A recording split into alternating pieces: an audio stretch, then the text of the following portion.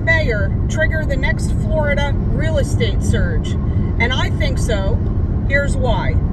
Mayoral candidate Zohran Mamdani self-identifies as a democratic socialist, and he's leading in the polls in New York City's mayoral race. Here's what he's proposing. Universal rent control, expanded public housing, free busing, as if the MTA isn't already broke, municipal broadband, public banking, cuts to police budgets so he can hire more social workers, and city-run grocery stores. Now, how does he plan to pay for all of this free stuff?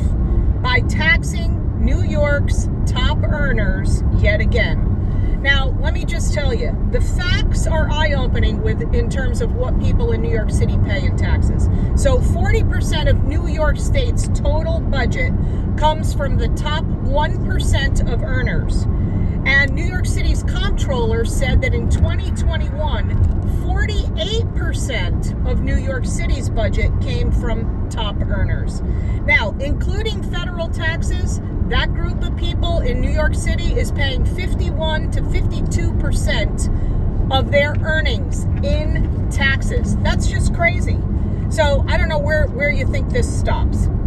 So here's what happens. When you raise taxes on the wealthy and businesses, they move and they take their money with them. And that is what has been happening. Between 2018 and 2022, $14 billion in adjusted gross income left New York State for other states, and that comes from IRS data with tax return filings. Since 2020, more than 800,000 New Yorkers have left and moved to other states. About 125,000 of those went to Florida.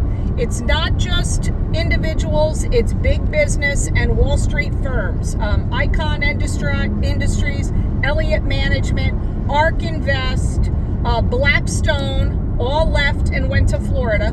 Goldman Sachs is now building a huge facility to house 5,000 employees in Dallas, Texas. Why? Because it's a lower tax environment. So if Mamdani wins, I expect to see a surge again in people relocating to Florida.